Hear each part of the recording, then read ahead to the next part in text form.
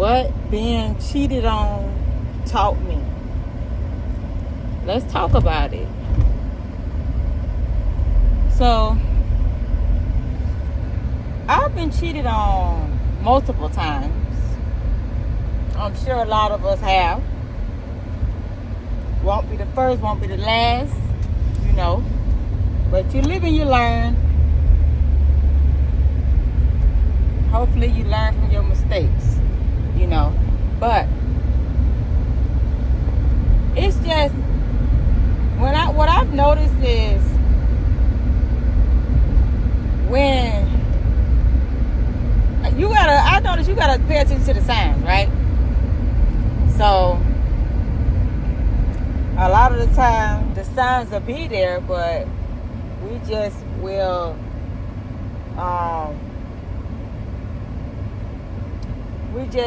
ignore them, you know, because we want it to last. We may have been in a relationship for years and years, and so you feel like, all right, I want this to last. I want this to work. I want this to be a forever type of thing. But you can't force somebody to be your person. You know what I'm saying? If you're not equally aligned with that person, then so be it. Not that we're not saying that you're not gonna mourn the person, because you can, of course, you can mourn people that are alive. You definitely can, because you would think that this person is something else, but the whole time was a mask. That was not that person. So that's really what can help you. That's what helped me get over that person, because that person was not real. That was not the person that I fell in love with. That was a mask. That wasn't their character. They're narcissists. They was manipulative. So when that mask came off, that's when everything changed. That's when their real self, came. That's when they showed their real self. So that's the person, that's the true self. That's their real self. You did not fall in love with their real self. So there's no need for you to feel bad. There's no need for you to, because a lot of times we'll take years.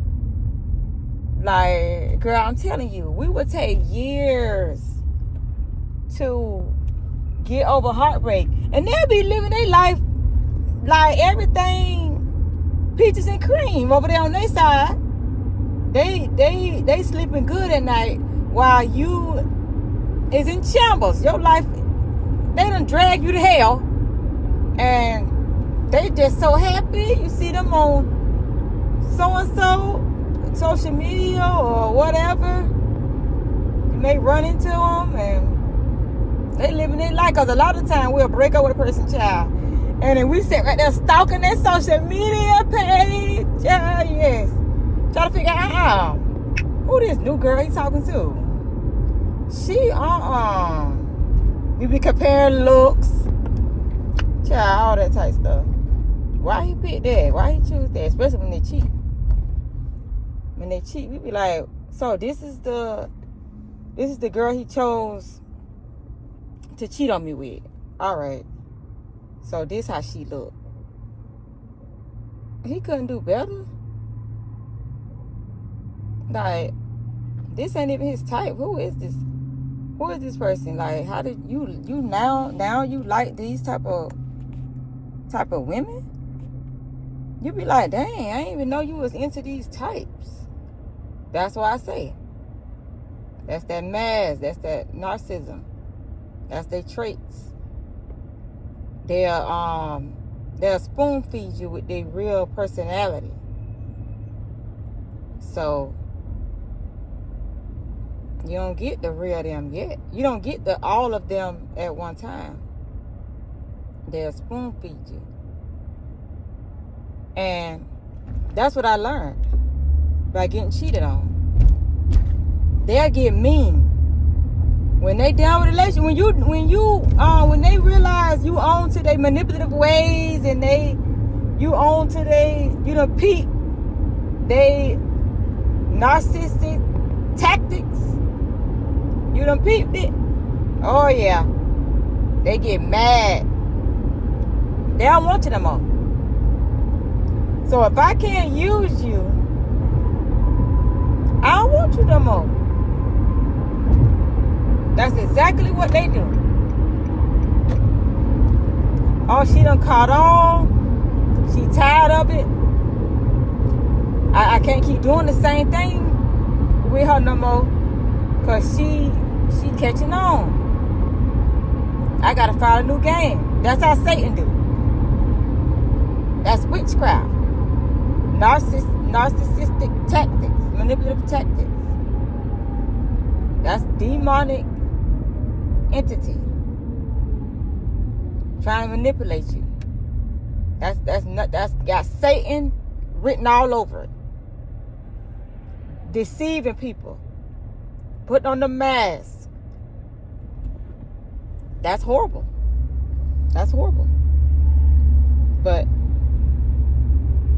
that's exactly what they do, and that's exactly how they do.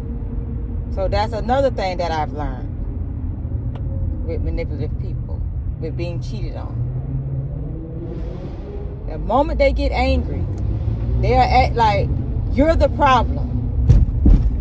Because you tired of their foolishness, you're the problem now. I don't like you anymore. I don't want to be with you no more. Because I can't manipulate you no more. I don't want you no more. I can't use you no more. I don't want you no more. This is what they do. And they have a whole team on their side. That's the thing. I be so confused. I be like, why? How do they get all these people on their side? And it be looking like you the victim. I mean, you're the villain. Everybody, I'm talking about everybody be on their side. It be like the whole world be on their side. They have a whole clique believing every lie that they say, every lie that they tell. People sit right there and believe it. It's crazy to me.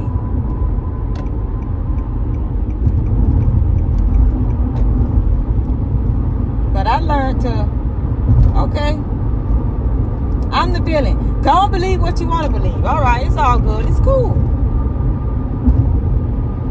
It's cool. Cause get what? The light always penetrates the darkness. So there's no need for you to try to prove yourself or try to prove your innocence. This is not the court of law. This is not your job. Vengeance is mine, says the Lord.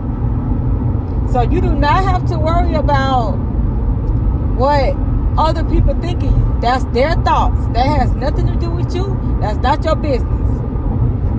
We cannot control how other people see us. We cannot control how other people view us. And they should be grown enough to know it's always three sides to every story. They should be grown enough to know that. Instead, they feed into the gossip. They feed into tarnishing your name, dehumanizing you. They're bullying you for no reason.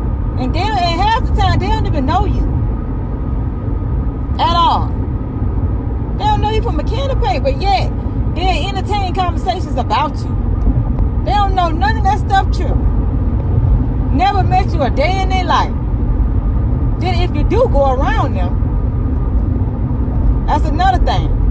When I went around his people, them, and all that, I realized how they face change. How they look at you funny, weird, like something wrong with you. That's because I realized he had been gossiping, talking about me. That's why you come around people you never met, or you come around people that you've only been around a couple of times. They don't know you like that. You only been around them a couple of times, but they looking at you stink.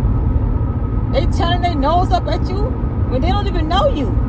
That's because they have been talking about you, telling all your secrets, everything that you told them and confided in and was confident and was vulnerable with them, thinking they was going to keep your secret.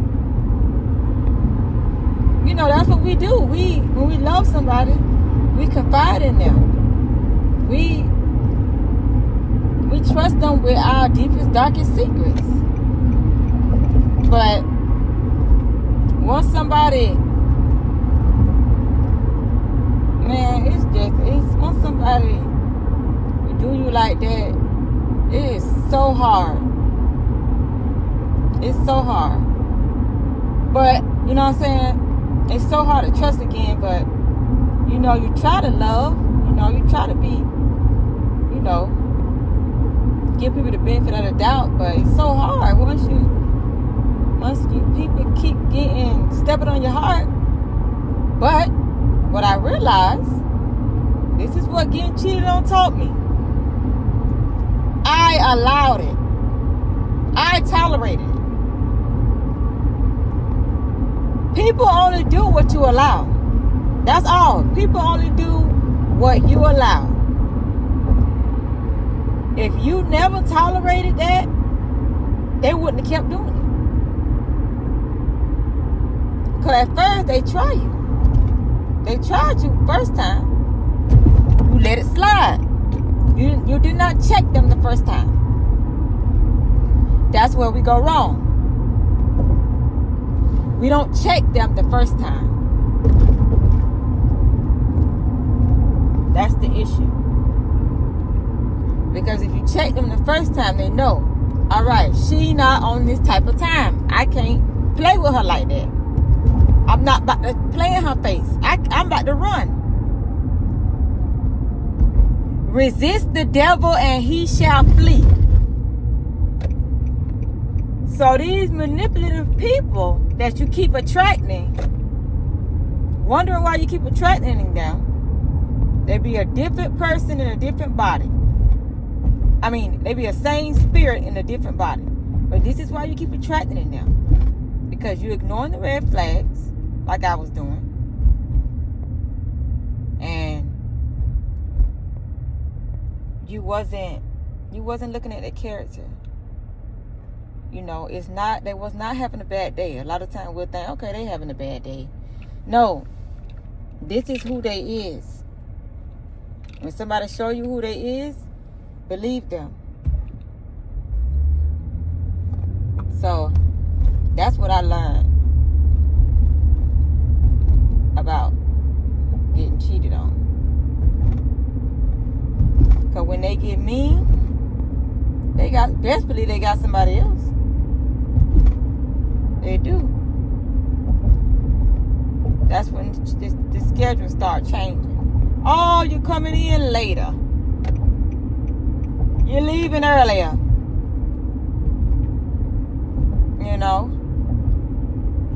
You're on the phone whispering. What you whispering for? What you outside talking for? What's out there? Talking in the car. That's what he was doing. He outside. Parked outside in the driveway talking in the car on the phone. What are you doing all that for?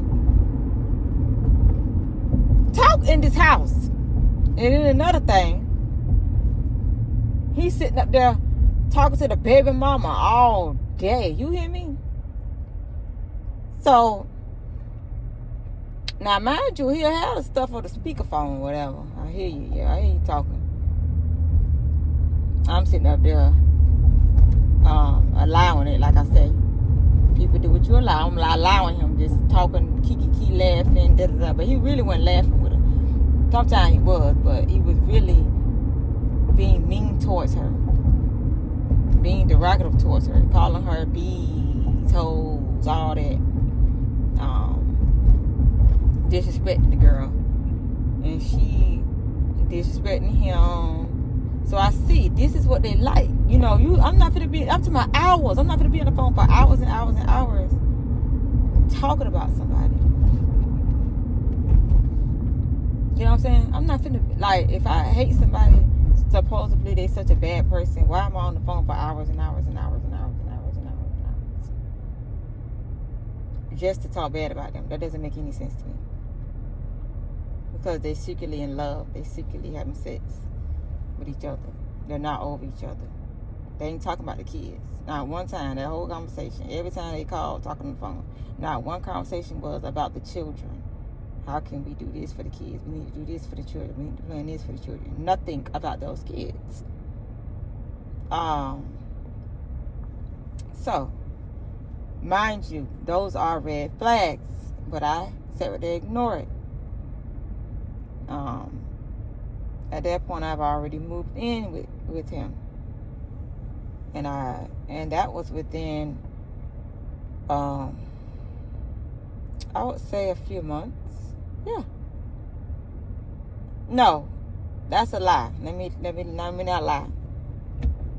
I think for a year, you know how you talk online. So this is a online dating type thing. So this was a long distance. We met online. This is a long distance relationship. But it was on and off. It was just like, at that time, like when I first met him, the girl was already pregnant. So that's why I was telling you, like, you have to pay attention to those red flags initially when dating someone. Like, I should never even got involved with somebody like that anyway.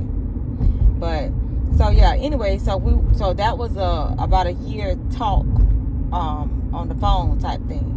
See each other in person type deal, right? And then so yeah, after that, that's when you decide, okay, let's be something serious. After being cuddy buddies, what do they call it? Nowadays, cuddle buddies. Child, I don't know. Am I saying it correct? Cuddy buddies. After being that for about a year, got serious. He moved from a different city, 2 hours away from where I was. Mind you, that was a red flag. He was already living with his mother prior to moving in with me. When it came down to the lease and all that, my name, it was always something with his tax. He's self-employed. It was always something with his tax man came. He wasn't finished with the taxes, so he wasn't able to get his tax information to the landlord on time. That was always the issue. But he so want to rush to get a place together though. He want to get a house together though. Specific. I'm talking about down to the detail. Oh, I don't want an apartment. I want a house. You need to be this amount of bedroom, but you ain't paying nothing. No deposit. You're not paying nothing. But you want to give out all these orders and demands. That's sassy. You see what I'm saying? That's female tendencies. When a man do that. That's why we need to be paying attention to these red flags. A man cannot be a leader with female tendencies. A man cannot be a head of household with woman tendencies. So I might as well be by myself if you're gonna act like me. You see what I'm saying? So yeah, it just come on now. So them some of the things that I have learned, guys. Them are some of the things that I have learned throughout the relationship. Somebody always constantly talking about somebody. That's just like anything else. Racist or whatever. You constantly talking about a group of people. You constantly talking about a person. You claim you hate. That's obsession. You always talking about them. If I'm consuming my mind with something, I don't hate that. I love it. Ain't no way. See what I'm saying? Like, so, yeah. y'all, thank y'all for watching, and I'll see y'all in the next one, friend. Period.